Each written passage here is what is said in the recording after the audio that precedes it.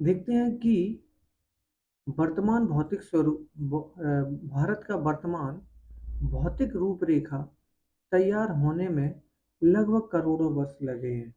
और इस लंबी अवधि में भूगर्भीय हलचलों के साथ साथ बाह्य शक्तियों जैसे अपक्षय, अपरदन और निक्षेपण की अहम भूमिका रही है। यानी भारत के जो भौतिक रूप को जो बनाने में जो मुख्य भूमिका रही है वो अपक्षय, अपरदन और निक्षेपण की अहम भूमिका रही है। अब हम बात करते हैं कि एक चित्र के माध्यम से देख लेते हैं कि ये जैसा हमारा उत्तर है और ये दक्षिण है। इसमें हम देख पाते हैं कि उत्तर में कश्मीर घाटी है और ये जो सब है वो किस में है, हिमालय पर्वत के अंतर्गत आते हैं। दूसरा देखते हैं कि दक्षिण एरिया में जो पठार है, देखिए कश्मीर घाटी के बाद अगर हम दक्षिणी क्षेत्र की ओर बढ़ते हैं तो गंगा सिंधु का मैदान हमें देखने को मिलता है। फिर उसके बाद अगर आगे बढ़ते हैं तो मालवा का पठार देखने को मिलता है दक्षिण में, दक्षिण का पठार देखने को मिलता है, नीलगिरी की पहाड़ियाँ में देखने को मिलती हैं। और अगर हम लास्ट दक्षिणी क्षेत्र में जाते हैं तो हमारा लास्ट बिंदु जो है वो कन्याकुमारी यानी हिंद महासागर उसके बाद देखने को मिलता है। आगे अगर हम पढ़ें कि भूगर्भ शास्त्रियों ने जो है भारत के भौतिक स्वरूप के निर्माण को बताने की कोशिश की है। इसके संदर्भ में वर्तमान में अधिकतर भूगर्भ शास्त्रियों ने प्लेट विवर्तनिक सिद्धांत दिया है। यानी अगर इस संदर्भ में देखें तो कई सिद्धांत जो है प्रचलित हैं, लेकिन किंतु वर्तमान में क्या अधिकतर भूगर्भ शास्त्रियों ने प्लेट विवर्तनिक सिद्धांत यानी प्लेट टेक्टोनिक टेक्टोनिक थ्योरी पर सहमति दी है। इस सिद्धांत के अनुसार संपूर्ण भूपर्पटी प्लेटों में विभाजित है। यानी इस सिद्धांत में उन्होंने जो पृथ्वी को यानी जो पृथ्वी की भूपर्पटी है उसको उन्होंने प्लेटों में विभाजित किया है और यह भारत का प्रायद्वीपीय पठार इसी का हिस्सा है। यानी जो भारत का प्रायद्वीपीय पठार जो है वो इसी का एक प्रकार से हिस्सा है। चलते हैं आगे पढ़ते हैं इसमें। प्लेट विवर्तनिक यानी प्लेट टेक्टोनिक शब्द का प्रयोग जो है टुजू विल्सन यानी टुजू विल्सन ने 1965 में किया है। यानी जो सिद्धांत दिया है प्लेट विवर्तनिक उसका जो शब्द है उसका जो शब्द का प्रयोग है वो किसने किया, विल्सन ने किया है, टुजू विल्सन ने। और कब किया है, 1965 में किया है। किंतु इस सिद्धांत को सर्वप्रथम डब्ल्यू.जे. मॉर्गन ने 1967 ईस्वी में प्रतिपादन किया है। यानी इस सिद्धांत का कौन सा, प्लेट विवर्तनिक सिद्धांत का जो सर्वप्रथम प्रतिपादन किया है वो किया है डब्ल्यू.जे. मॉर्गन ने। और इस शब्द का जो प्रयोग किया है वो किया है टुजू विल्सन ने। और इस सिद्धांत का प्रतिपादन किसने किया, डब्ल्यू.जे. मॉर्गन ने 1967। इस सिद्धांत के अगर अनुसार देखें तो पृथ्वी को ऊपरी 6 बड़ी एवं 9 छोटी छोटी प्लेटों से बनी है।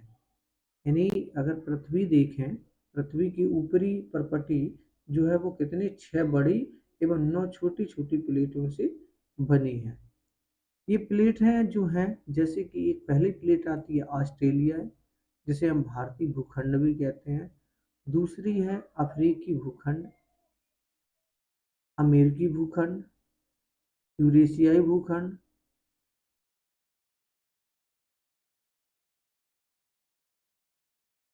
प्रशांत भूखंड, अंटार्कटा भूखंड। इसी में छोटे प्लेट की बात करें तो जैसे यानी जो मुख्यतः में अन्य प्लेट है कितनी है, 6 है।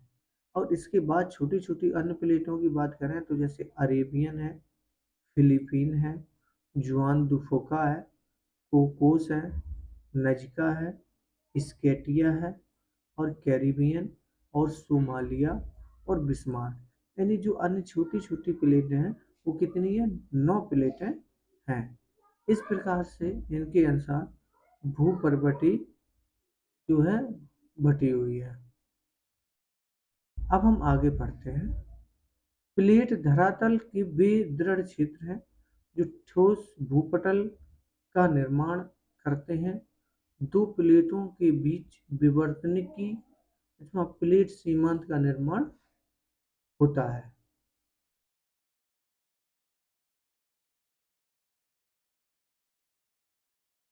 इस प्रकार से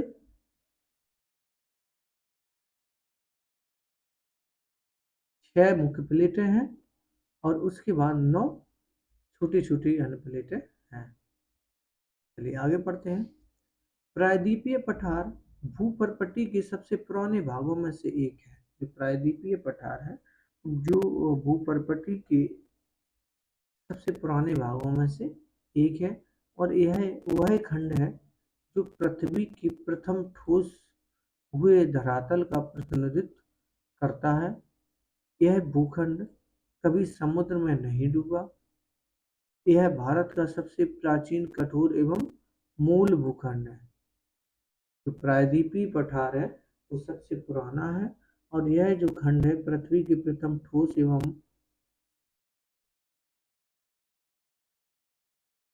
धरातल का प्रतिनिधित्व करता है। यह भूखंड कभी समुद्र में नहीं डूबा है और भारत का सबसे प्राचीन कठोर एवं मूल भूखंड है। चलिए अब हम आगे पढ़ लेते हैं कि प्लेटों की गति के कारण प्लेटों के अंदर एवं ऊपर व तैलों में दबे हुए तनाव उत्पन्न होता है और इस मोड़ बलन जो मोड़ होता है उसे हम बलन भी कहते हैं। कि मोड़ जो है बलन भ्रंशीकरण तथा ज्वालामुखी क्रियाएं होती हैं। यानी भ्रंशीकरण तथा ज्वालामुखी क्रियाएं होती हैं। यही देखते हैं तो सामान्य तौर पर इन प्लेटों की गतियों को 3 वर्गों में बांटा गया है। कुछ प्लेटें एक दूसरे के करीब आती हैं और विनाशी प्लेट सीमांत का निर्माण करती हैं। चलो अब हम देख लेते हैं मैप के अनुसार भी।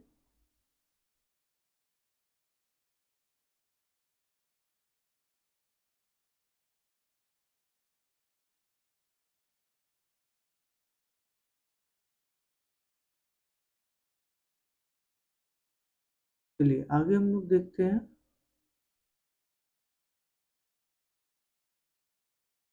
विनाशी प्लेट का जो निर्माण करती हैं और कुछ प्लेटें एक दूसरे से दूर जाती हैं। जब निर्माणक प्लेट सीमांत का निर्माण करती है परंतु जब दो प्लेटें एक दूसरे को रगड़ते हुए विपरीत दिशा में आती जाती हैं तो उसे संरक्षी प्लेट सीमांत के नाम से जानते हैं।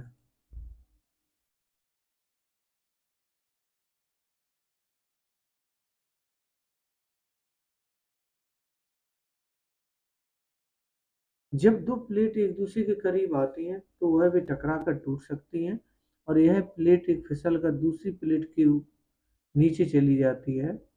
इन प्लेटों में लाखों वर्षों से हो रही गति के कारण महाद्वीपों की स्थिति एवं आकार में परिवर्तन आया है। भारत की वर्तमान स्थलाकृति का आधारभूत विकास भी इस प्रकार की गतियों से हुआ है।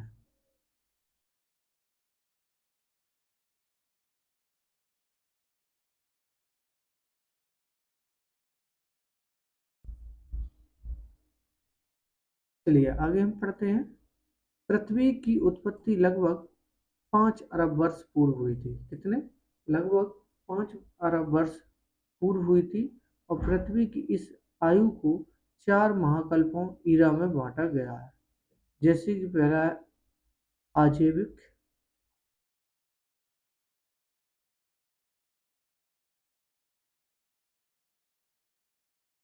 यानी अजैविक। दूसरा है पुराजीव जिसे हम प्रारंभिक या प्राइमरी कहते हैं। तीसरी है मध्यजीव, द्वितीय। और चौथी है नूतन जीव, पुनः इन्हें कल्प में बांटा गया है। पूर्व कैम्ब्रियन की सबसे लंबी अवधि रही है। यह पृथ्वी की उत्पत्ति से लेकर आज से लगभग 50 वर्ष पहले समाप्त हुआ था।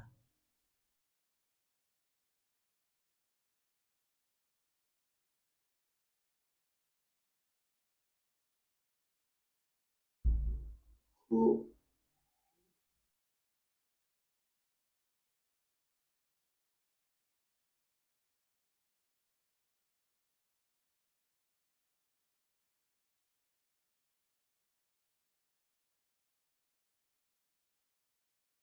चलिए अब हम आगे पढ़ लेते हैं इसको। भारत जो है लगभग 20 करोड़ वर्ष पूर्व सुदूर दक्षिण में था, जो गोंडवाना लैंड का भी भाग था। यानी भारत जो है 20 करोड़ वर्ष पूर्व सुदूर दक्षिण में था, जो गोंडवाना लैंड का भाग था। इसी गोंडवाना लैंड में भारत, ऑस्ट्रेलिया और अफ्रीका, दक्षिण अमेरिका के क्षेत्र शामिल थे। इसी में संवहनी धाराओं ने भूप्रपट्टी को अनेक टुकड़ों में विभाजित कर दिया। भारतीय ऑस्ट्रेलिया एवं भूमि से अलग होकर अर्थात दक्षिण का पठार उत्तरी दिशा की ओर प्रवाह के कारण अपने से अधिक बड़े प्लेट यूरेशियन प्लेट से टकराया। इस प्रकार लगभग 7 करोड़ वर्ष पूर्व ओलिगोसीन कल्प ने इन टकराव से दोनों प्लेटों के बीच स्थित टैथिस भूसन्नति के अपसादी चट्टानों में बलन पैदा हुआ और पश्चिम एशिया की पर्वतीय श्रृंखला का विकास हुआ, जिनके निर्माण का कार्य आज भी जारी है।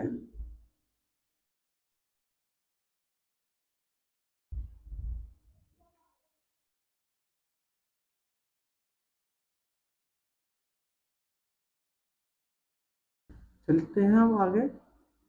हिमालय के ऊपर उठने तथा उसके दक्षिण में टैथिस के शेष भाग के नीचे मुड़ने तथा उनमें अपसादों के निक्षेप के कारण एक बहुत बड़ी द्रोणी बेसिन का निर्माण हुआ और इसके बाद उत्तरी पर्वतों एवं दक्षिण की पठारियों से बहने वाली जो नदियां हैं, वो अवसाद के द्रोणी में निक्षेप होने से एक समतल भूभाग का विकास हुआ है। भारत विशाल भारत का जो विशाल मैदान कहलाता है।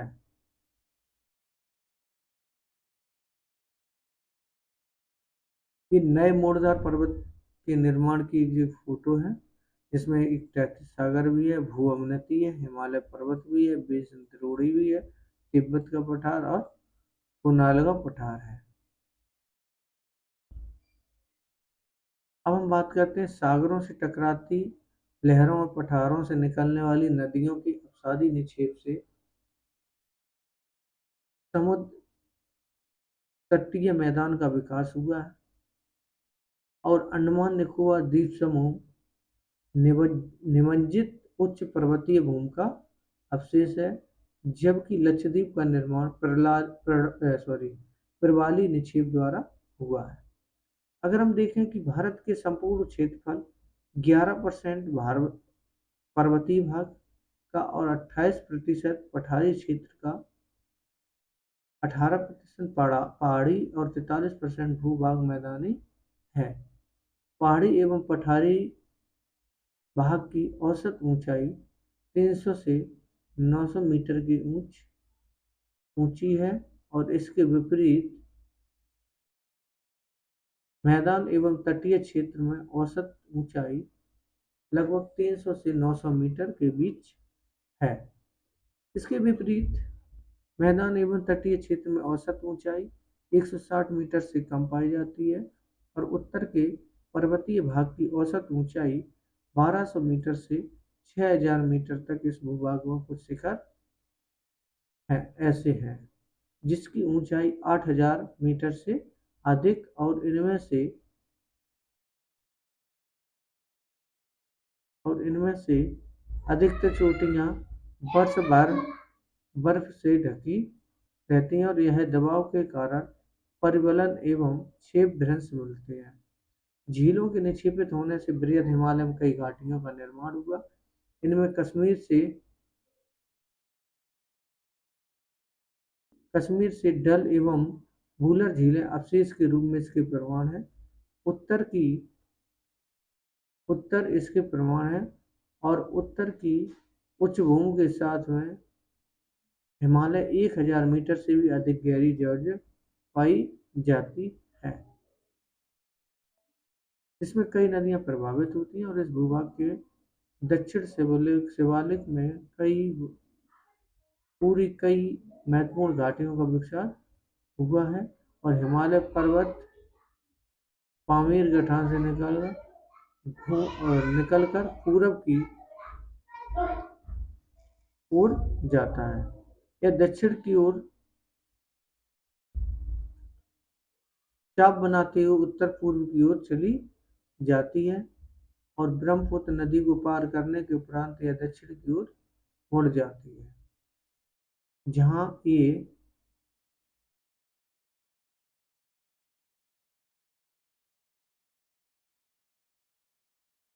ये पटकोई अरुणाचल प्रदेश, यानी जो पटकोई है वो अरुणाचल प्रदेश, नागालैंड, मणिपुर, लुसाई तथा मिजोरम पहाड़ियों के नाम से विख्यात है। इस पूर्वांचल की पहाड़ियां भी कहा जाता है। हिमालय क्षेत्र में कई छोटी बड़ी पहाड़ियां हिमालय मिलती हैं। इनमें गंगोत्री, यमुनोत्री, सियाचिन, बाल्टोरा, बियाको तथा बतूरा प्रमुख हैं। यहाँ कई प्रसिद्ध दर्रे भी हैं।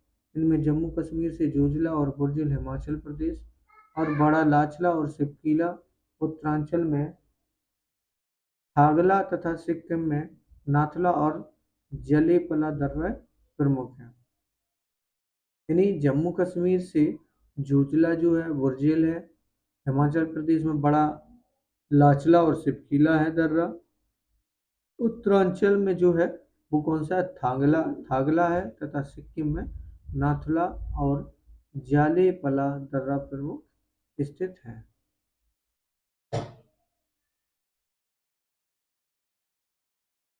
चलते हैं, आगे बात करेंगे।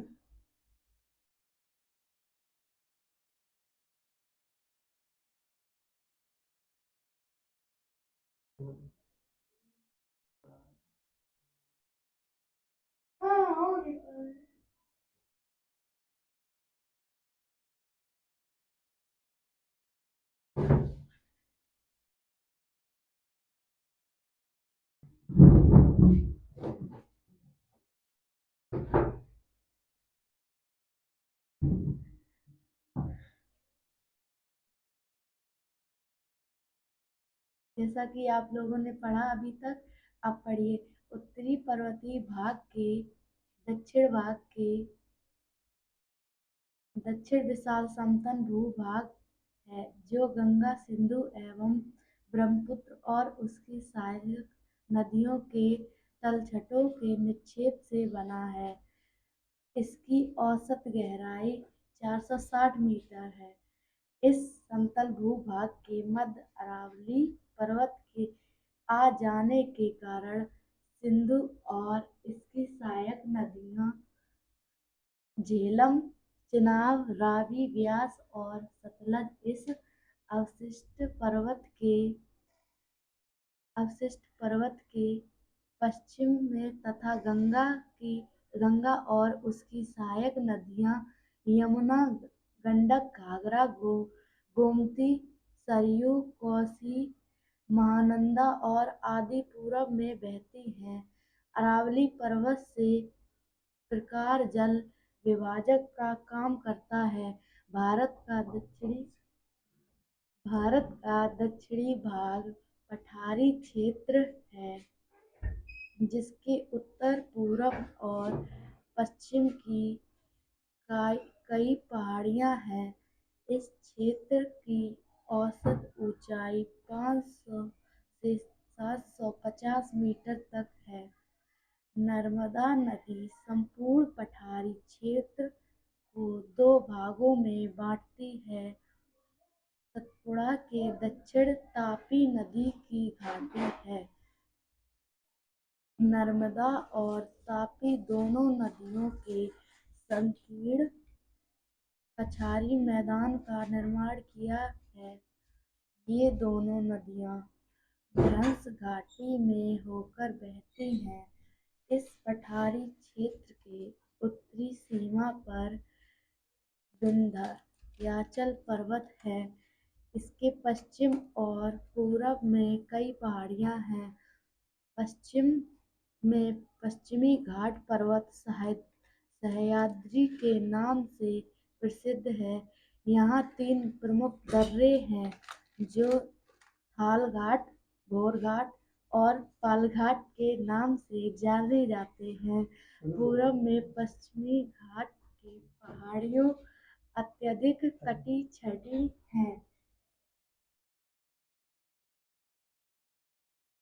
छटी हैं। यहाँ की पहाड़ियों को काट कर महानदी गोदावरी, कृष्णा और कावेरी नदियाँ बहती हैं और उपजाऊ मैदान का निर्माण करती हैं। पूर्वी घाट के प्रमुख पहाड़ियों में उड़ीसा का महेंद्रगिरी, आंध्र प्रदेश का नलामलई, गोलकोंडा और बेलिकोंडा तथा तमिलनाडु और अन्नामलई, पनामलई, शिवराय, पलनी, बेलगिरी उल्लेखनीय है।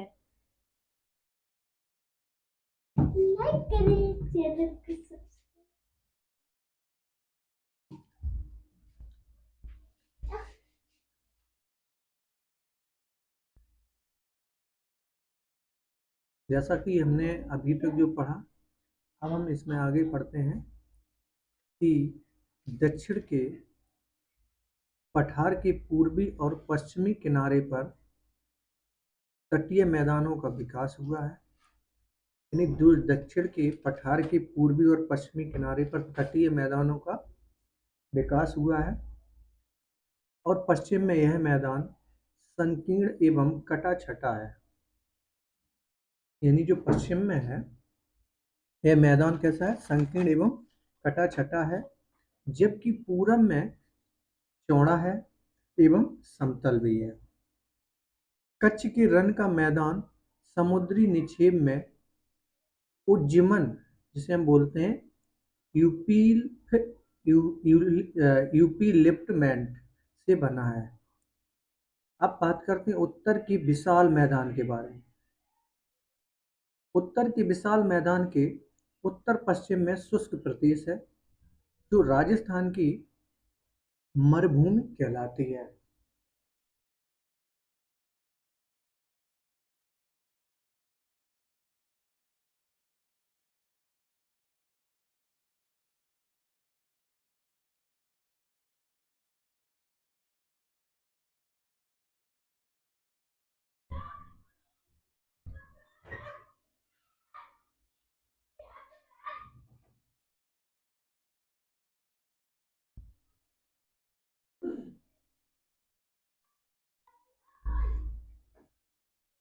क्या हुआ? राजस्थान की मरुभूमि कहलाती है। यह थार मरुस्थल का यह भाग है। यानी यह जो है एक थार मरुस्थल का भाग है। यहाँ रेतों के अनेक टीले मिलते हैं जो वायु की दिशा के लंबवत फैले हैं। यानी वायु के दिशा के रूप में लंबवत फैले हुए हैं। अगर हम यही बात करें दक्षिण भाग में, तो जहाँ बहुत तेज हवाएं चलती हैं वहाँ जैसे बालू के टीले व ढाल हवाओं की दिशा लंबी, सरल और लहरदार, किंतु दूसरी ओर इनका ढाल जो है अधिक खड़ा होता है। इनकी ऊंचाई जो है 120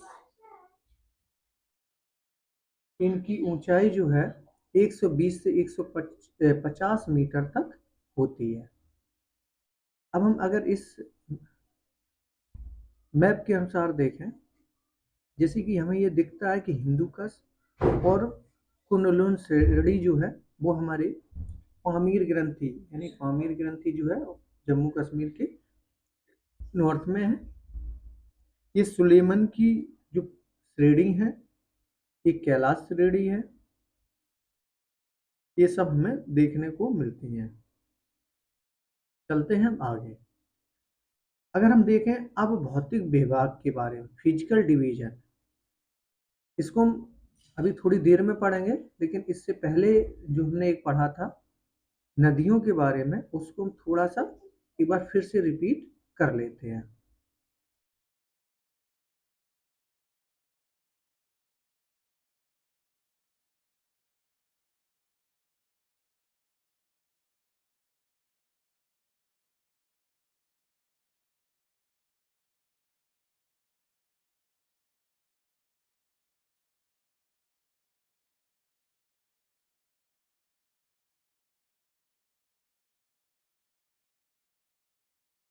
यहाँ से हम बात करते हैं भारत के संपूर्ण क्षेत्रफल का कितना 11% जो है वो क्या है, हमारा पर्वतीय भाग है। 28% जो है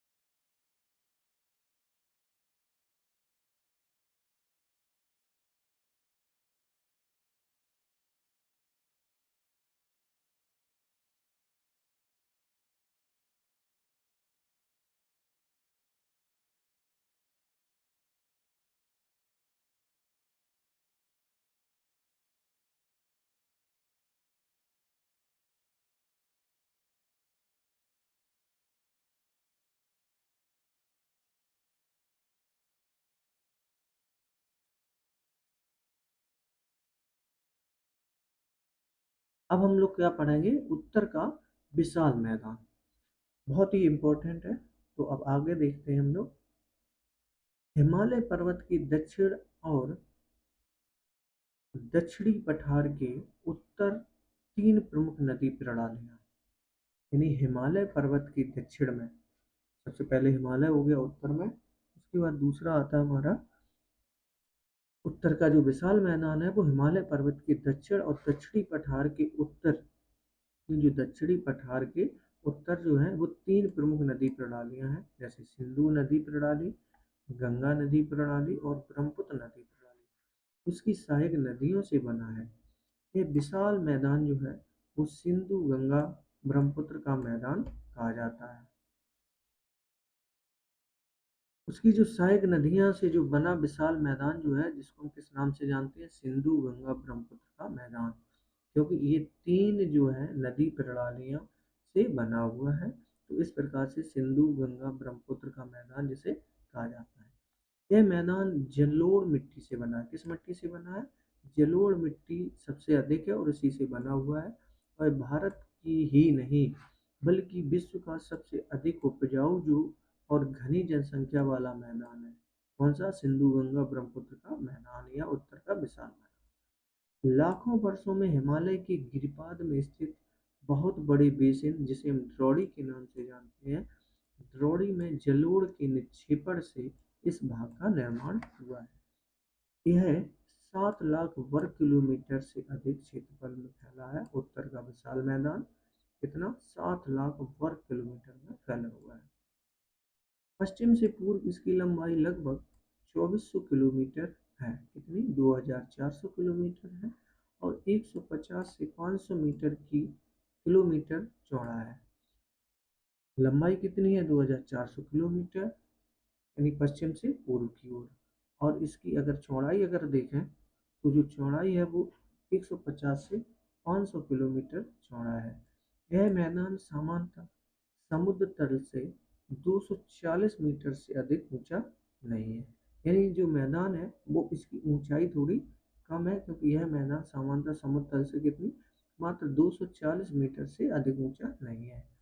पश्चिमी मैदान की ढाल उत्तर पूर्व से दक्षिण पश्चिम और पूर्वी मैदान का ढाल उत्तर पश्चिम से दक्षिण पूर्व की ओर, यानी इसका जो ढाल है वो अगर हम देखें तो उत्तर पूर्व से जो, यानी उत्तर पूर्व से किस ओर है? दक्षिण पश्चिम की ओर है। अगर पूर्वी मैदान की बात करें तो पूर्वी मैदान का जो ढाल है वो उत्तर पश्चिम से दक्षिण पूर्व की ओर इसका ढाल है। इस प्रकार से हमने उत्तर विशाल मैदान के बारे में कुछ पढ़ा। अब इसको हम आगे बढ़ते हैं। इस विशाल मैदान के मोटे तौर पर इसे 4 उपभाग हैं, यानी इस जो विशाल मैदान है इसको मुख्य जो देखें मोटे तौर पर तो वो उसके 4 उपभाग में इसको बांटा गया है। जैसे कि सिंधु और इसकी सहायक नदियों के द्वारा बना जो भाग है इसको हम पश्चिमी मैदान या पंजाब के मैदान के नाम से जानते हैं। दूसरा, इसका बहुत बड़ा भाग जो है पाकिस्तान में स्थित है, यानी जो विशाल मैदान है उत्तर का, तो इसको उसका भाग जो है देखें तो सबसे बड़ा भाग पाकिस्तान में स्थित है। भारत में पंजाब और हरियाणा जो है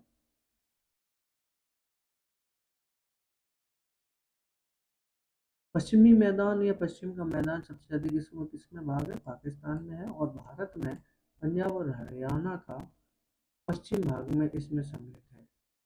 इस भाग में हिमालय से निकलकर प्रवाहित होने वाली और इसकी सहायक नदियां जैसे झेलम, चेनाब, रावी, ब्यास और सतलज हैं। इस भाग में जो सहायक नदियां हैं वो कौन कौन सी है? झेलम, चेनाब, रावी, ब्यास तथा सतलज है। रावी और ब्यास के दोआब के ऊपरी बारी दोआब कहते हैं, यानी रावी और ब्यास के दोआब को, रावी और ब्यास के जो दोआब होते हैं उन्हें हम ऊपरी बारी दोआब के नाम से जानते हैं, तथा ब्यास और सतलज के बीच के दोआब को हम विशिष्ट दोआब के नाम से जानते हैं। दोआब होता क्या है? जो दो नदियाँ होती हैं उनके बीच में जो जगह होती है उसे हम बोलते हैं दोआब के नाम से जानते हैं।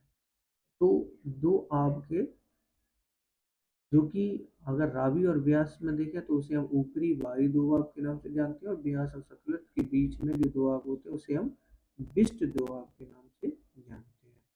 इस मैदान की औसत ऊंचाई 150 से 300 मीटर तक है तथा सामान ढाल जो है उत्तर पूर्व से दक्षिण पश्चिम की ओर विशाल मैदान का दूसरा उपभाग जो आता है राजस्थान का मैदान है। अभी हमने क्या पढ़ा, कौन सा जो हमने इसका भाग पढ़ा वो है पंजाब का मैदान या पश्चिमी मैदान। अब दूसरा आता है राजस्थान का मैदान। इसका विस्तार जो है वो अरावली पर्वत के पश्चिम में है, यानी राजस्थान का जो मैदान है वो अरावली पश्चिम के राजस्थान का मैदान इसके अरावली पर्वत के पश्चिम में है, और यह मुख्यतः अर्ध शुष्क और शुष्क प्रदेश है। कैसा है? अर्ध शुष्क और शुष्क प्रदेश है।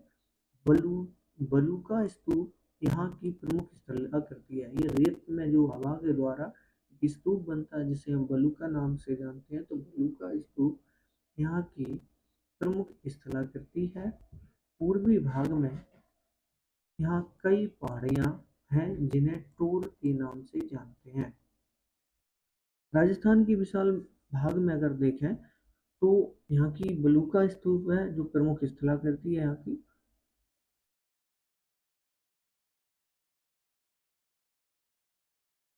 और पूर्वी भाग में यहाँ की जो पहाड़ियाँ हैं जिन्हें हम टोर के नाम से जानते हैं। लूनी इस प्रदेश की प्रमुख नदी है। लूनी जो वर्षा के दिनों में कच्छ के रण तक जाती है। इस प्रदेश में सांवर, डेगना, दितवाना तथा कुचापन जैसे प्रसिद्ध खारे पानी की झील हैं। इस प्रदेश में सांवर, डेगना, दिदवाना, कुचापन जैसे प्रमुख प्रसिद्ध खारे पानी की झील हैं। तो राजस्थान में खारे पानी की जो सबसे बड़ी झील है जिसे हम सांवर नाम से जानते हैं, उसके बाद आती है झील डेगना, दिदवाना और कुचापन। ये कैसी झीलें हैं? जो कि खारे पानी की झीलें हैं। और यहाँ के जो पूर्वी भाग में पहाड़ियाँ होती हैं उन्हें हम किस नाम से जानते हैं? उन्हें हम टोर नाम से जानते हैं। और लूनी जो है राजस्थान की ही एक नदी है जो कि एक प्रमुख नदी के रूप में राजस्थान में जानी जाती है। चलिए अब आगे हम बात करते हैं। यमुना नदी से लेकर पूर्व में बांग्लादेश की पश्चिमी सीमा तक फैले मैदान को मध्यवर्ती मैदान या गंगा का मैदान कहते हैं। गंगा का मैदान का जो विस्तार है वो यमुना नदी से लेकर पूर्व में बांग्लादेश की जो पश्चिमी सीमा तक फैले मैदान को हम मध्यवर्ती या गंगा का मैदान कहते हैं। पहला मेरा पंजाब का मैदान, दूसरा राजस्थान का, तीसरा आता गंगा का मैदान या मध्यवर्ती मैदान के नाम से हम जानते हैं।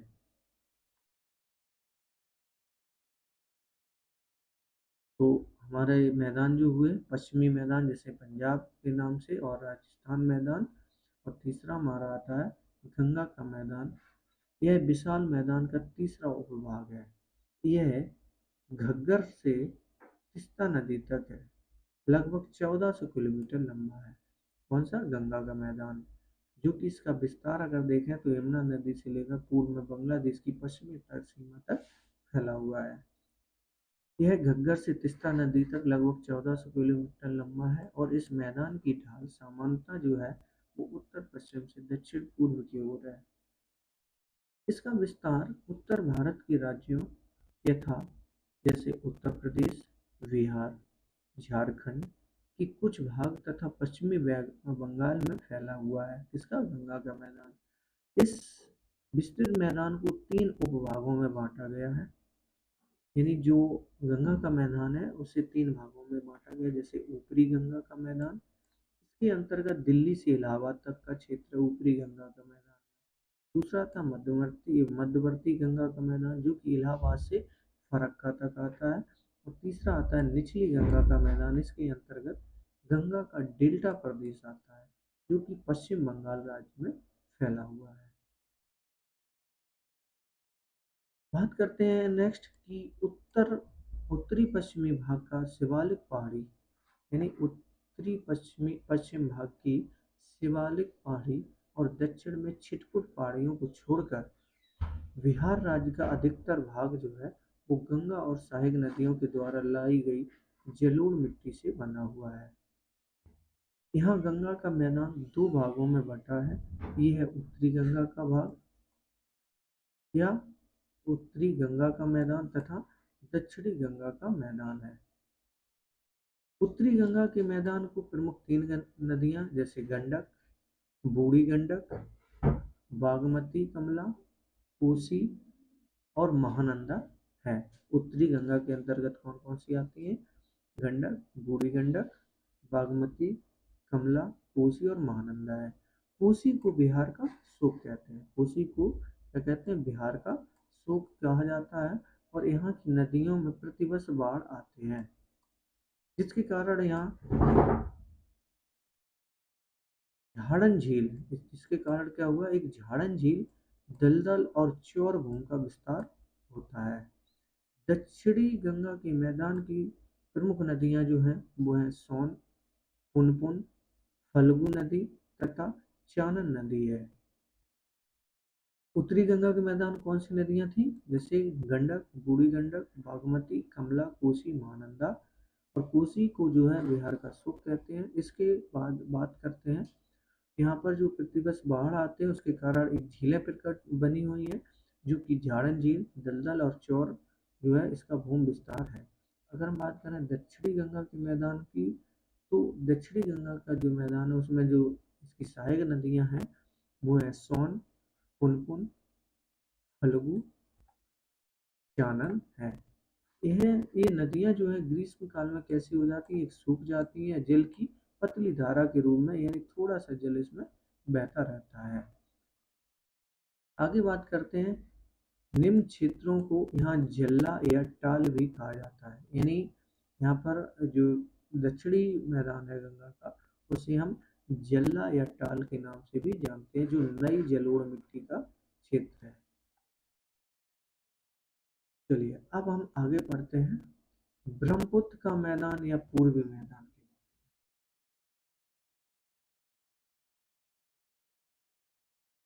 अभी तक हमने क्या पढ़ा? गंगा के मैदान को। अब हम पढ़ते हैं ब्रह्मपुत्र का मैदान या पूर्वी मैदान। असम राज्य में सदिया के उत्तर पूर्व से होकर धुबरी स्थान तक, यानी ब्रह्मपुत्र का मैदान का सीमा क्या है? असम राज्य में सदिया, यानी इसे पूर्वी मैदान के नाम से भी जानते हैं, जो असम राज्य में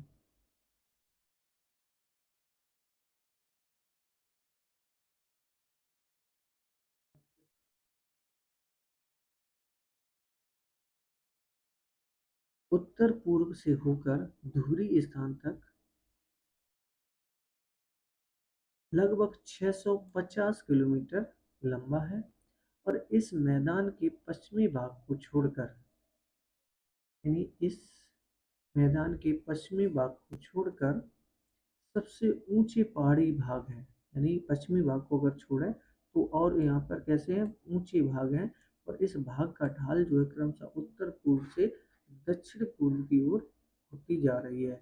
ब्रह्मपुत्र नदी इस मैदान की मध्य से गुजरती है और इस नदी के बीच स्थित मजूली द्वीप या विश्व का सबसे बड़ा नदी द्वीप है।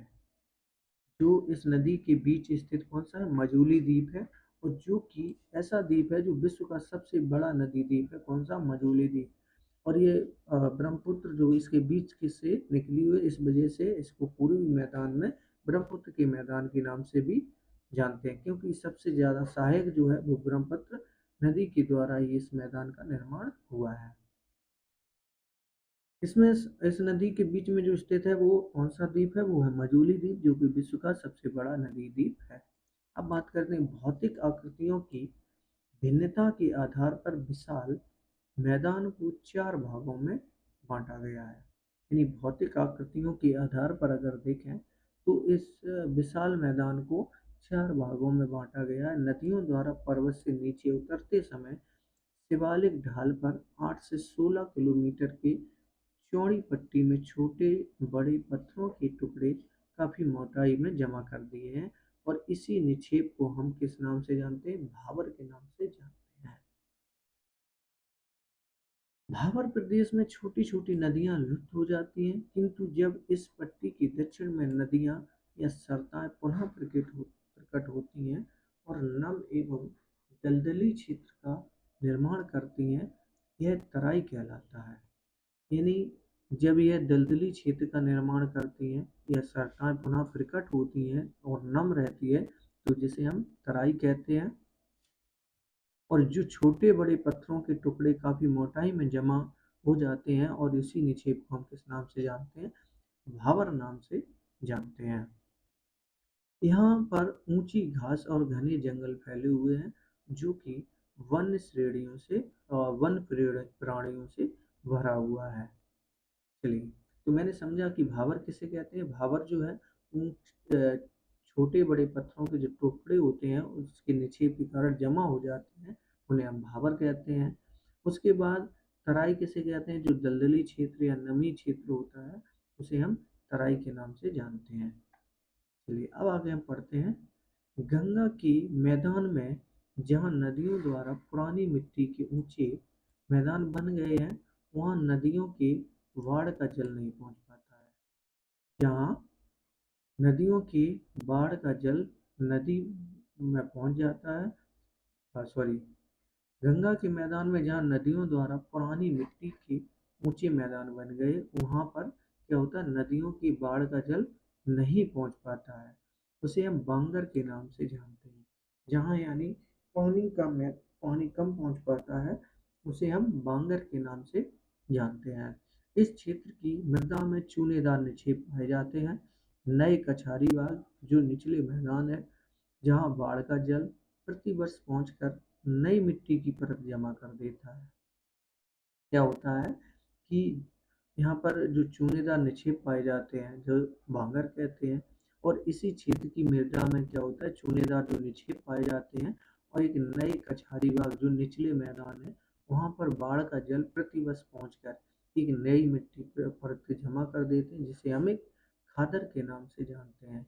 इनका प्रत्येक वर्ष पुनर्नवीकरण होता रहता है और इसलिए यह उपजाऊ होते हैं और गहन कृषि के लिए आदर्श माना जाता है। कौन सी? खादर के भाग को, जो कि एक नए निर्माण मिट्टी के रूप से बनते हैं, उसे हम खादर के नाम से जानते हैं।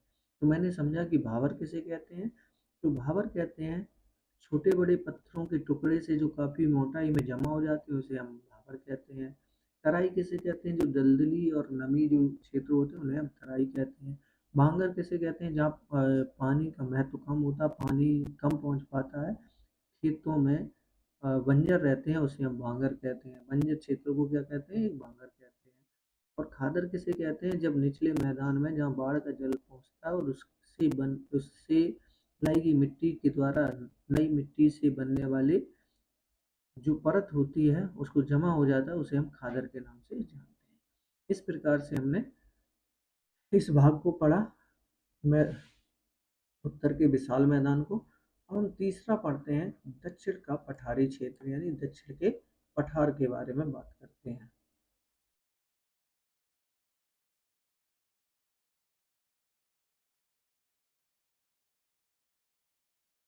दक्षिण का पठार या प्रायद्वीपीय पठार, दक्षिण के पठार को किस नाम से जानते हैं? प्रायद्वीपीय पठार के नाम से भी जानते हैं। तो दक्षिण का पठार या प्रायद्वीपीय पठार आकृति की दृष्टि से त्रिभुजाकार है। कैसा है? एक त्रिभुजाकार है तथा प्राचीन गोंडवाना भूमि का अंश है। यानी जो दक्षिण का पठार है उसे हम प्रायद्वीपीय पठार के नाम से भी जानते हैं और इसकी आकृति किस टाइप से है? एक त्रिभुजाकार के रूप में है, यानी इस टाइप से ये आकृति इसकी है। तो इसे एक गोंडवाना भूमि का भी इसे अंश माना जाता है और इसकी जो उत्तर की ओर चौड़ाई है, यानी इधर की ओर जो चौड़ाई है इस टाइप की, तो इसके उत्तर में जो है वो है अरावली पर्वत, विंध्याचल और सतपुड़ा की जो पहाड़ियाँ स्थित हैं इसमें दक्षिण के पठार में, उत्तर में। इसके बाद पश्चिमी घाट जो है, यानी इस ओर जो है पश्चिमी घाट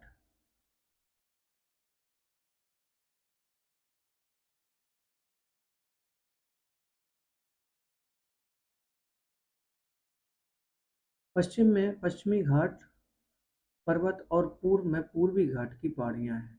इस पठारी भाग में अनेक चौड़ी घाटियाँ एवं गुंबदाकार पहाड़ियाँ स्थित हैं और इस पठारी के दो मुख्य भाग हैं। कौन कौन से मुख्य भाग हैं?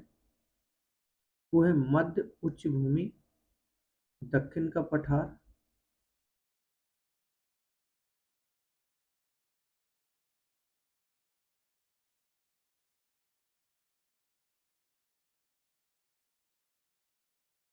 तो इसके जो दो मुख्य भाग हैं कौन कौन से?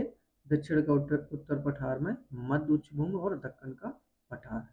अब मध्य उच्च भूमि क्या है, जिसको हम लोग पढ़ेंगे?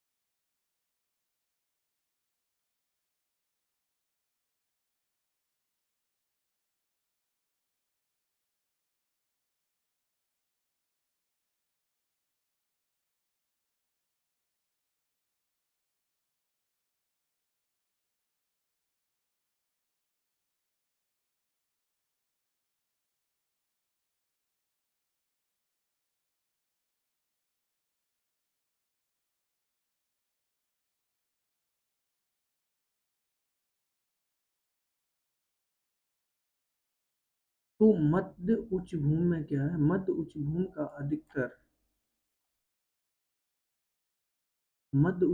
अधिकतर भाग जो है वो मालवा का पठार कहलाता है। यानी इसको दो भागों में बांटा गया, दक्षिण के पठार को, एक मध्य उच्च भूमि और एक दक्षिण का पठार। तो मध्य उच्च भूमि का जो अधिकतर भाग है वो मालवा का पठार कहलाता है। यह पठारी भाग पूरब में महादेव श्रृंखला और उत्तर पश्चिम में अरावली, मध्य में विंध्याचल श्रृंखला से घिरा हुआ है। यानी जो मध्य उच्च भूमि है, जिसे मालवा के पठार के नाम से जानते हैं, तो इसके पूरब में हमारा कौन सा स्थित है? अगर हम इस ओर बात करें तो इस ओर है हमारा महादेव श्रृंखला। अगर हम उत्तर पश्चिमी की बात करें इस टाइप से, तो यहाँ पर अरावली पर्वत स्थित है। और उसके बाद अगर हम बात करें मध्य की बात करें तो यह विंध्याचल श्रृंखला के नाम से, ये श्रृंखला से घिरा हुआ है। इसके पश्चिम में जो अगर हम बात करें तो राजस्थान का मरुस्थलीय क्षेत्र है। यहाँ बहने वाली नदियों में चंबल, सिंध, बेतवा तथा कैन है। इसकी ढाल दक्षिण पश्चिम से उत्तर पूर्व की ओर स्थित है।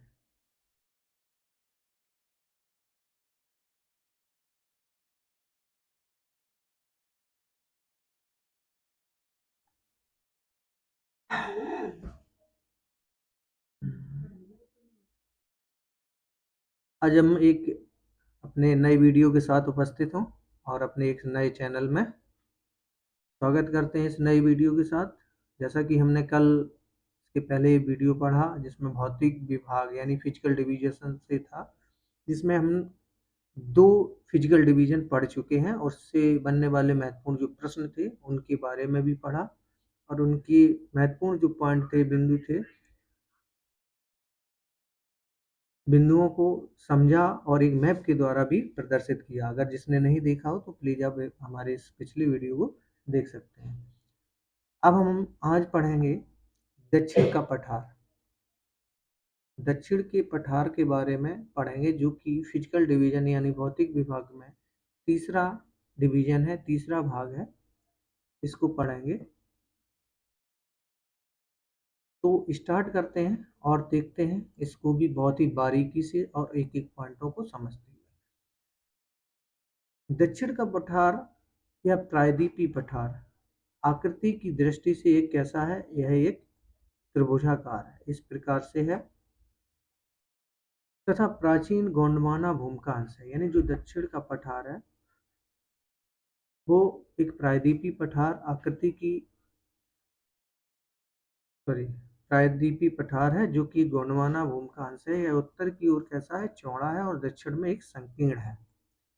इसकी औसत ऊंचाई जो है, जैसे ये ऊंचाई अगर हम बात करें तो ये 600 मीटर है, 600 मीटर से 900 मीटर है। इसके उत्तर में अरावली, विंध्याचल और सतपुड़ा की पहाड़ियां, यानी इस साइड जो है वो कौन कौन सी पहाड़ियां हैं? अरावली, विंध्याचल और सतपुड़ा की पहाड़ियां हैं। पश्चिम में पश्चिमी घाट पर्वत, अगर हम पश्चिम की बात करें इस ओर, तो पश्चिमी घाट पर्वत और पूर्व में पूर्वी घाट की पहाड़ियां। इधर कैसी हैं? पूर्वी घाट की पहाड़ियां। इस पठारी भाग में अनेक चौड़ी घाटियां भी हैं एवं गुम्बदाकार भी पहाड़ियां हैं।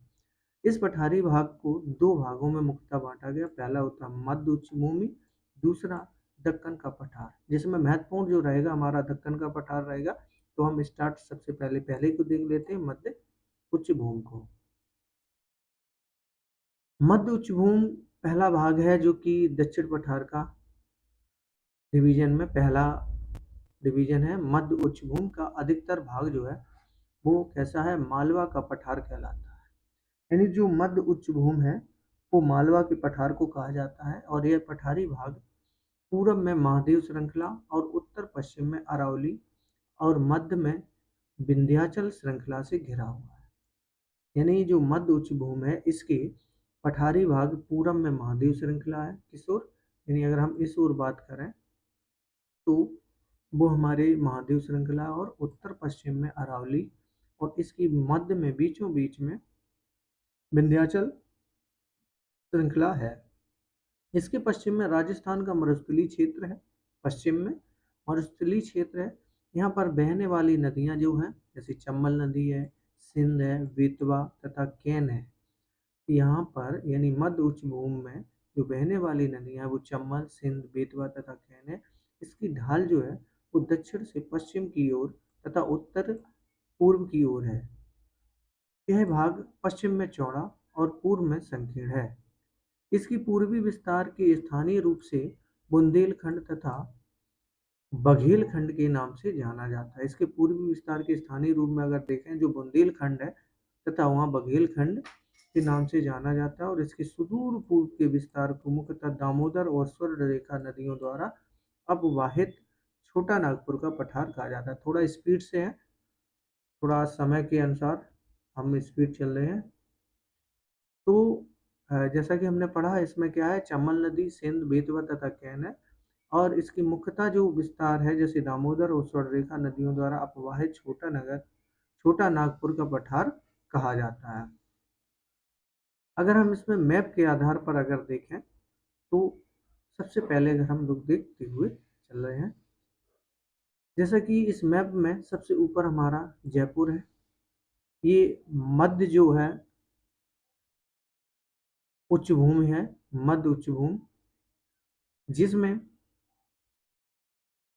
अगर हम इसको थोड़ा सा जूम करें, एक सेकेंड, इतना ही रखते हैं। जैसा कि ये हमारा थार मरुस्थल है जो कि राजस्थान में स्थित है, जो कि पश्चिम उत्तर में है। ये सिंधु नदी है, जयपुर, ग्वालियर, बेतवा ये नदी है, ये गंगा नदी है। छोटा नगर नागपुर कहाँ है? पूर्वी क्षेत्र में है, ये महानदी है। इस प्रकार से ये पश्चिमी घाट के खड़े ढाल हैं। जैसा कि अगर हम देखें यहाँ पर, ये हमारा क्या है? ये थाल घाट का दर्रा है। कौन सा है? थाल घाट का दर्रा है। उसके बाद अगर हम देखें तो यहाँ हमारा कौन सा दर्रा क्या है? यहाँ पर हमारा दर्रा है भोर घाट का दर्रा। कौन सा दर्रा है? भोर घाट का दर्रा। उसके बाद अगर हम देखें दक्षिण में तो दक्षिण में अगर हम यहाँ पर बात करें थर्ड नंबर की, तो यहाँ पर पालघाट दर्रा। पालघाट दर्रा किधर है? दक्षिण में है। और ये जो है थालघाट दर्रा नंबर 1, नंबर 2 जैसे कि भोरघाट दर्रा, ये सब मध्य में स्थित है। अगर हम चौथे की बात करें 4 नंबर, ये दक्षिण में है, जो कि सेन-कोटा दर्रा के नाम से इसे हम जानते हैं। कौन सा? सेन-कोटा। अगर हम यहाँ की बात करें तो ये जो दर्रा हमारा दिख रहा है, जो है दोदा बेटा चोटी। कौन सी है? दोदा बेटा चोटी। बहुत इंपॉर्टेंट है, प्रायद्वीपीय पठार है ये। और प्रायद्वीपीय पठार में जितने भी हैं ये हैं। और इसके बाद अगर हम देखना चाहें तो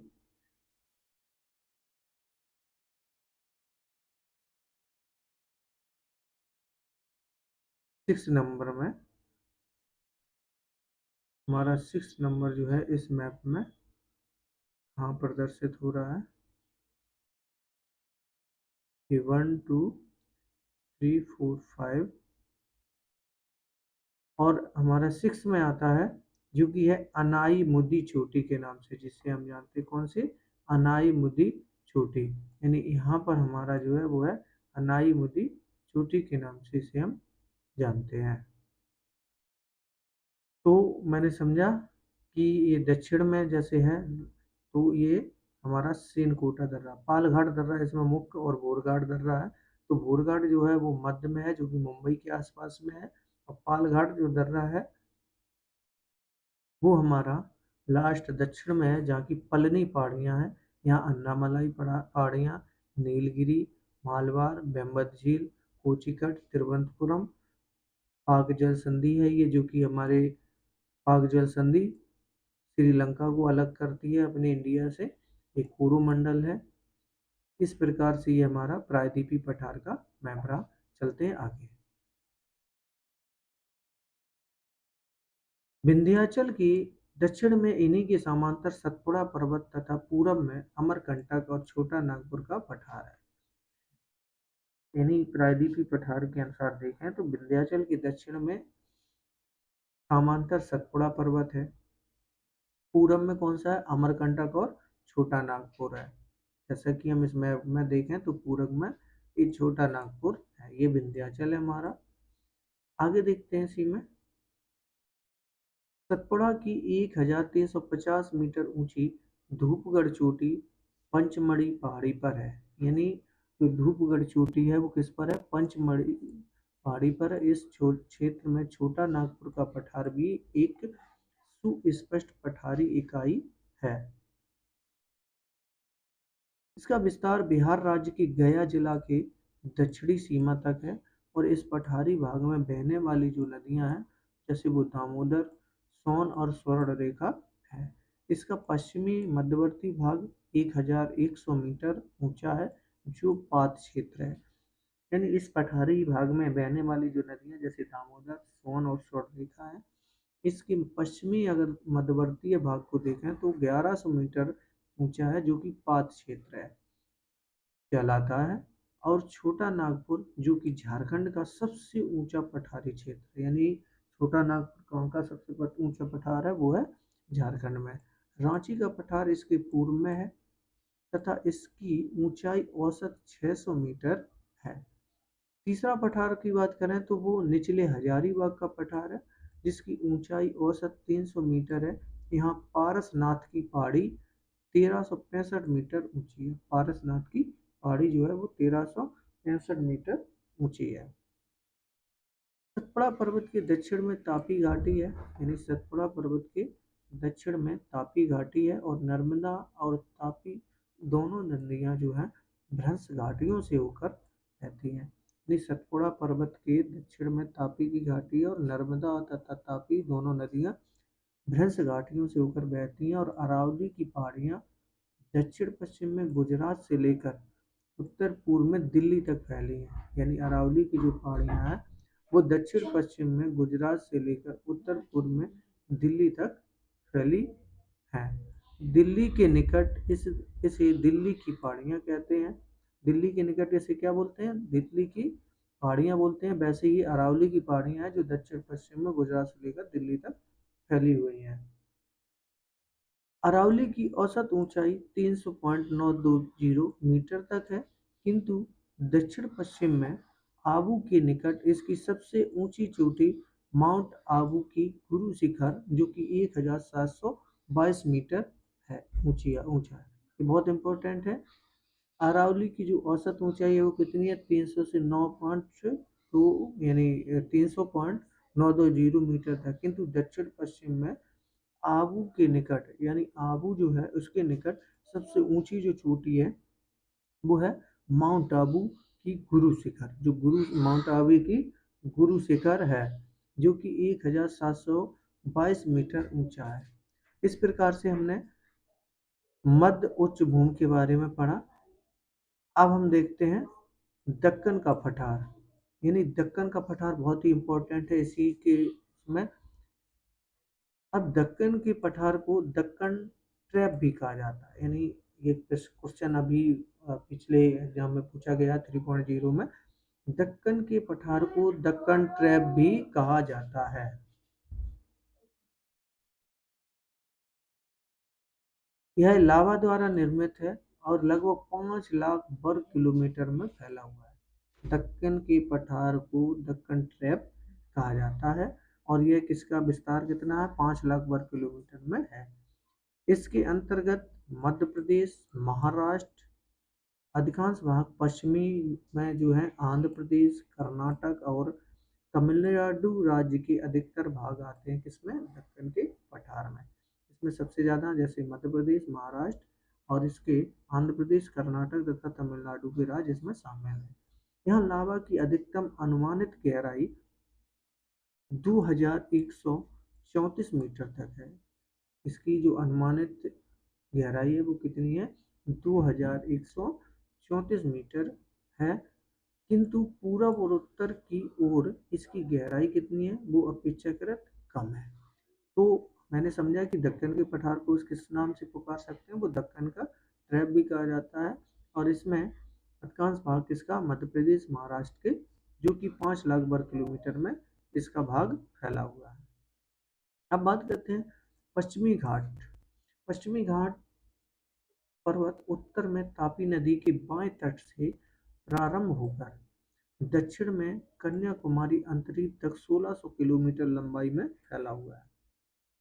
यानी जो पश्चिमी घाट है वो पर्वत उत्तर में तापी नदी के बाएं घाट से कन्याकुमारी की अंतरीप तक 1600 किलोमीटर लंबाई में फैला हुआ है। इसे हम सह्याद्री की पहाड़ियां भी कहते हैं। इसको पश्चिमी घाट के जो साइड में दक्षिण कन्याकुमारी तक जो फैला हुआ उसे हम सह्याद्री भी पहाड़ियां कहते हैं। यहाँ 4 प्रमुख दर्रे हैं जो कि उत्तर से दक्षिण क्रमशः, यानी उत्तर से दक्षिण की ओर, जैसे कि थालघाट, भोरघाट, पालघाट, सिनकोटा दर्रा। तो ये अभी हम जैसा कि मैप में बताया था, जैसे कि थालघाट, भोरघाट, ठीक है, ये हमारे मध्य के, और पालघाट, सिनकोटा ये दक्षिण में स्थित है। दक्षिण की ओर से अगर पश्चिमी घाट पर्वत नीलगिरी की पहाड़ियों द्वारा पूर्वी घाट से मिल जाता है, यानी दक्षिण की ओर पश्चिमी घाट पश्चिमी घाट पर्वत नीलगिरी की पहाड़ियों द्वारा पूर्वी घाट से मिल जाता है। यहाँ की सबसे ऊंची चोटी जो है वो है दोदा बेटा।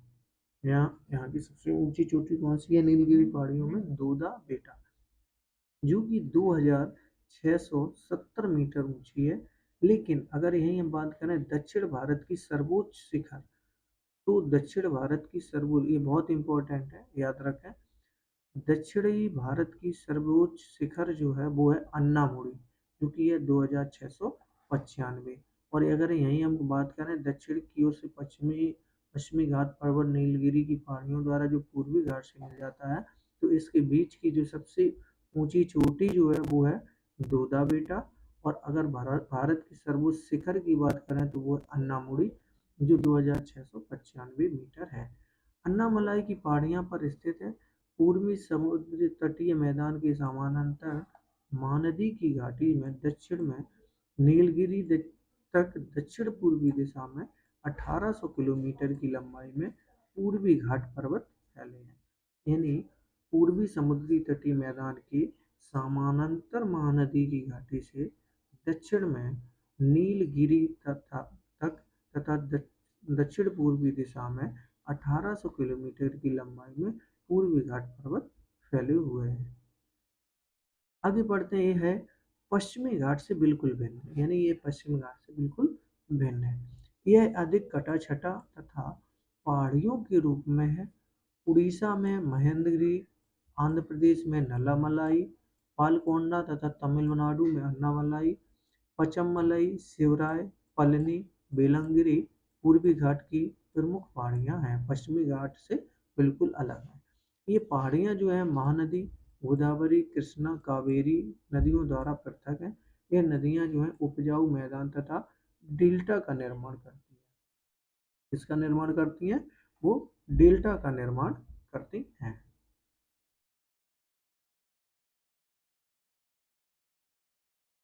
इस प्रकार से हमने दक्षिण का पठार पढ़ा और बहुत ही इम्पोर्टेंट था, जो कि भारत के फिजिकल डिवीजन में चौथा था। और ये हमारा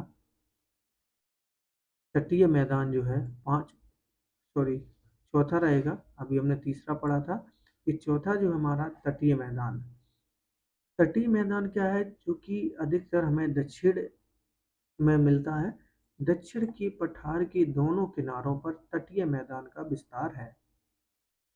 इस मैदान का निर्माण समुद्री क्रियाओं द्वारा या नदियों के द्वारा बहाकर लाई गई मिट्टी के द्वारा हुआ है। और इस मैदान के दो बड़े भाग हैं, ये हैं पश्चिमी तटीय मैदान और पूर्वी तटीय मैदान। यानी एक इसोर है हमारा इसोर, और एक हमारा इसोर है। जो ये हिस्सा है ये पश्चिमी है, और ये हिस्सा हमारा कौन सा है? पूर्वी है।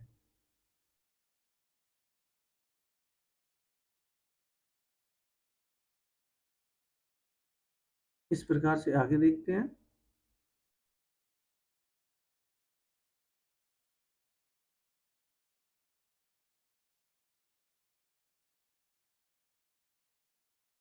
पूर्वी और तटीय मैदान और पश्चिमी तटीय मैदान। अब हम देखते हैं कि पश्चिमी तटीय मैदान उत्तर में खंभात की खाड़ी से लेकर, यानी पश्चिमी जो इस ओर की अगर हम बात करें, तो पश्चिमी तटीय मैदान उत्तर में खंभात की खाड़ी से लेकर दक्षिण में कन्याकुमारी, जिसे हम कोमोरिन के नाम से भी जानते हैं, पश्चिमी तटीय मैदान की खंपात की खाड़ी से दक्षिण में कन्याकुमारी, कोमोरिन अंतरीप तक फैला हुआ है। कौन सा? पश्चिमी तट मैदान। इसकी औसत जो चौड़ाई है वो 10.60 किलोमीटर की मध्य है। और इस मैदानी भाग में बहने वाली नदियां अधिकतर तीव्र गति से बहती हैं। जैसे अधिकतर तीव्र गति से बहती हैं, इसलिए नदियों के द्वारा मिट्टी का जमाव अधिक नहीं हो पाता है। यानी इस मैदानी भाग में बहने वाली नदियां अधिकतर ऐसी तीव्र गति से बहती हैं, इसलिए नदियों के द्वारा मिट्टी का जमाव अधिक नहीं हो पाता है। इसके दक्षिणी भाग में लैगून पाए जाते हैं। क्या होता है? लैगून पाए जाते हैं, जो कि न्यू मंगलूर और कोची की बंदरगाह ऐसे ही लैगून पर स्थित है। दक्षिणी भाग में लैगून पाए जाते हैं और न्यू मंगलूर और कोची के बंदरगाह जो है इसी लैगून में पाए जाते हैं। यहाँ पर कुछ अपशिष्ट मैदान का भी निर्माण हुआ है, जिनमें सौराष्ट्र और कच्छ तटीय का मैदान मुख्य है। यानी यहाँ पर अपशिष्ट मैदान भी हैं, जिनमें सौराष्ट्र और कच्छ का तटीय मैदान मुख्य है। पश्चिमी तटीय मैदान के उत्तरी भाग कोंकण और दक्षिणी भाग को मालाबार तटीय मैदान कहते हैं। यानी उत्तरी भाग को कोंकण तथा दक्षिणी भाग को मालाबार तटीय मैदान के नाम से जानते हैं। याद रखें, उत्तरी भाग में कोंकण है और दक्षिणी भाग में मालाबार तटीय मैदान है। नदियों की गति तीव्र होने के कारण प्रायः सभी नदियों द्वारा मुहाने पर ज्वार नदमुख, जिसे हम एस्चुअरी का विकास जिसे हम एस्चुअरी के नाम से जानते हैं, तो एस्चुअरी का विकास हुआ है। नदियों की तीव्र गति के कारण यह मैदान काफी कटा छटा है। कैसा है? तीव्र गति से कटा छटा है, जो कि पूर्वी तटीय मैदान पश्चिमी तटीय मैदान की अपेक्षा अधिक चौड़ा है। इसकी चौड़ाई 160 से 350 किलोमीटर तक है। यह भाग उत्तर में गंगा के मुहाने, यानी जो पूर्वी तटीय के पश्चिमी तटीय मैदान है और इसकी चौड़ाई इतनी है, तो इसका जो भाग है उत्तर में गंगा के मुहाने से दक्षिण में कन्याकुमारी, जिसे हम कैमरून अंतरीप तक फैला है। इस मैदान का निचला भाग जो है वो डेल्टा बनाता है और ऊपरी भाग अधिकांशतः नदियों के निक्षेप से बना है। इसके निचले भाग में महानदी, गोदावरी, कृष्णा, कावेरी आदि नदियों के पठार के निचले भाग से अवसाद लाकर निक्षेपित किया जाता है। अगर यहीं हम बात करें तो इस मैदान में तट के निकट फैले रेत के टीलों से घिरा हुआ छिछला लैगून निर्मित है। कौन सा? छिछला लैगून निर्मित है, जिसे झील की संज्ञा भी दी गई है।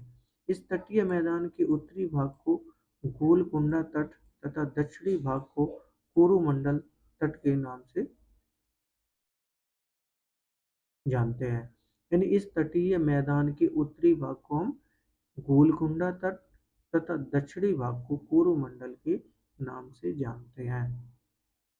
टीलों से जो घिरा हुआ होता है वो छिछला लैगून निर्मित होता है, जिसे हम झील की संज्ञा भी देते हैं।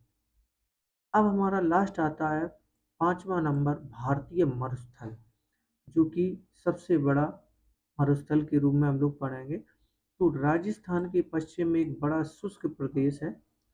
राजस्थान के पश्चिम में एक बड़ा शुष्क प्रदेश है, जिसे हम भारतीय मरुस्थल या राजस्थान के मरुस्थल के नाम से जानते हैं। यह 644 किलोमीटर लंबा है और 160 किलोमीटर चौड़ा है। इसका कुल क्षेत्रफल जो है वो 1,04,000 वर्ग किलोमीटर है। यह प्रायः शुष्क जलवायु वाला क्षेत्र है। यहाँ वर्षा 15 सेंटीमीटर से भी कम होती है। बरसात के मौसम में कुछ नदियाँ नजर आती हैं, जो कुछ समय बाद बालू में विलीन हो जाती हैं। यहाँ बालू के टिब्बों एवं बरखान का विस्तार बहुत अधिक होता है।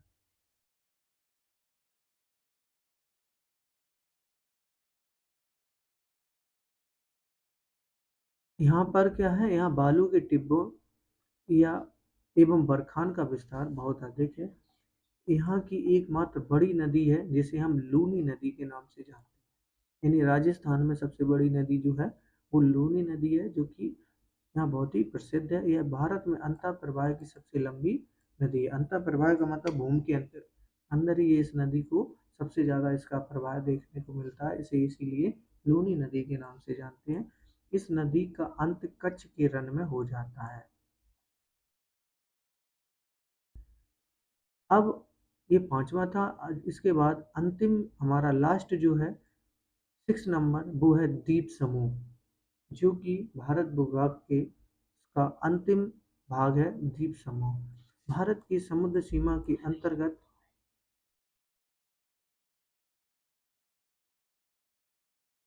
भारत की समुद्र सीमा के अंतर्गत 1256 द्वीप हैं। यानी भारत की समुद्र सीमा के अंतर्गत कितने द्वीप हैं?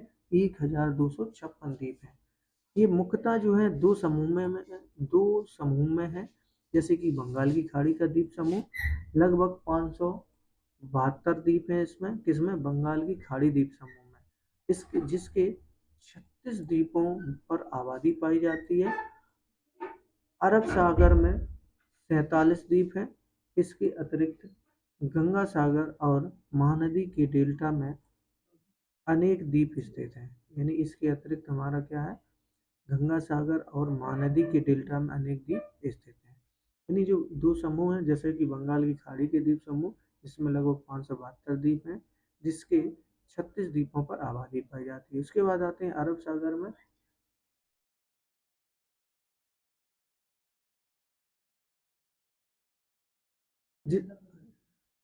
अरब सागर में 47 द्वीप हैं। इसके अतिरिक्त गंगा सागर और महानदी के डेल्टा में अनेक द्वीप स्थित हैं। भारत और श्रीलंका के बीच भी कई छोटे छोटे द्वीप हैं। भारत और श्रीलंका के बीच में एक कई द्वीप छोटे छोटे हैं। इसी प्रकार से गुजरात, केरल, महाराष्ट्र और कर्नाटक के तट पर भी अनेक द्वीप जो है वो स्थित हैं। बंगाल की खाड़ी के बड़े द्वीप समुद्र को, यानी बंगाल की खाड़ी में सबसे ज़्यादा जैसे कि देखने में 572 है। इसमें 36 द्वीपों में आबादी है। बंगाल की खाड़ी के बड़े द्वीप समुद्र को अंडमान और निकोबार द्वीप समूह के नाम से जाना जाता है। यानी बंगाल की खाड़ी के सबसे बड़े द्वीप जो हैं समूह, वो है निकोबार, अंडमान निकोबार द्वीप समूह, अंडमान और निकोबार। इस द्वीप समूह को 10 डिग्री चैनल दो भागों में बांटती है। यानी 10 डिग्री जो चैनल है वो दो भागों में बांटती है। ये द्वीप जलमग्न पर्वतों के ऊपरी भाग है। ये द्वीप जो है जलमग्न पर्वतों के ऊपरी भाग है। भारत का सबसे दक्षिण बिंदु जिसे हम इंदिरा पॉइंट के नाम से जानते हैं, जो कि 6 डिग्री 30 मिनट उत्तरी अक्षांश है और दिसंबर 2004 में आई सुनामी में पूर्णतः डूब गया, किंतु फिर भी यह अपनी पूर्व स्थिति में प्रकट हो गया। कौन सा? इंदिरा पॉइंट। अरब सागर की द्वीप में लक्षद्वीप और मिनिकॉय शामिल है। यानी अरब सागर की द्वीप समूह में लक्षद्वीप और मिनिकॉय शामिल है। पूरा द्वीप समूह प्रवाल निक्षेप से बना है और यहाँ 11 डिग्री चैनल द्वारा दो भागों में बांटा गया है। इस प्रकार जब हम भारत के प्राकृतिक विभाग का अध्ययन करते हैं तो स्पष्ट हो जाता है कि विषमताओं के साथ साथ ये एक दूसरे के पूरक भी हैं और हमारे प्राकृतिक संसाधनों को समृद्ध बनाते हैं। उत्तर का पर्वतीय भाग जल और वनों का बड़ा स्रोत है, तो विशाल मैदान अन्न का भंडार है। वर्तमान में एक भूगर्भीय सर्वेक्षण से पता लगा है कि बिहार के गंगा बेसिन द्रोणी में खनिज तेल का भी विशाल भंडार है। यानी बिहार के गंगा बेसिन द्रोणी में खनिज तेल का एक विशाल भंडार है। इसके अतिरिक्त विशाल मैदान प्राचीन सभ्यताओं के विकास का भी आधार रहा है। दक्षिणी पठारी भाग खनिज संपदाओं से भरा पड़ा है, जो हमारे औद्योगिक विकास में भरपूर सहायक है। इस प्रकार से हमने 6 प्रकार के जो फिजिकल डिवीजन थे, भारत के भू विभाग थे, हमने पढ़ा और उनको समझा एक एक अच्छे से। मैदान चावल की कृषि और मत्स्य पालन के लिए उपयुक्त है। यहाँ पर अनेक पत्थरों का भी विकास हुआ। इस प्रकार से भौतिक विविधताएं भारत की प्राकृतिक संपदा का भी आधार है। इस प्रकार से हमने इस लेसन को पूरा किया और इसमें कुछ महत्वपूर्ण जो प्रश्न इससे बनने वाले वो हम लोग देख लेते हैं। पहला प्रश्न आता है कि निम्नलिखित में कौन सी चोटी भारत में स्थित नहीं है? तो भारत में हमारी जो स्थित नहीं है वो है माउंट एवरेस्ट, यानी ऑप्शन नंबर हमारा इसका ग राइट है। दूसरा आता है कि बिहार के उत्तर पश्चिमी किनारे पर हिमालय की कौन सी श्रेणी है? यानी बिहार के उत्तर पश्चिमी की बात कर रहे हैं तो वो कौन सी श्रेणी है? जैसे कि महान हिमालय, मध्य हिमालय, शिवालिक हिमालय और पूर्वी हिमालय। जो शिवालिक हिमालय है ये जो है हमारे उत्तर पश्चिमी की अगर बात कर रहे हैं तो वो हमारा महान हिमालय ही स्थित है। का नंबर इसका राइट। हिमालय के निर्माण में कौन सा सिद्धांत सर्वमान्य है? तो इसका ग नंबर प्लेट विवर्तनिक सिद्धांत। सैंडल चोटी की ऊंचाई कितनी है? तो सैंडल चोटी की ऊंचाई जो है 642 मीटर है। भारत का सबसे प्राचीन भूखंड कौन सा है? भूखंड की अगर बात करें तो सबसे प्राचीन जो है वो है प्रायद्वीप का पठार, यानी ऑप्शन नंबर का राइट है। इस प्रकार से हमने इस लेसन को कंप्लीट किया। तो अगर आपको हमारा लेसन या वीडियो पसंद आया हो तो प्लीज़ लाइक करें और हमारे चैनल को सब्सक्राइब करें। ऐसी वीडियो पाने के लिए नोटिफिकेशन मिलता रहे आपको, इस वजह से बेल आइकन दबाना ना भूलें। मिलते हैं कल नेक्स्ट वीडियो में जो कि बहुत ही इम्पोर्टेंट होगा। जय हिंद, जय भारत।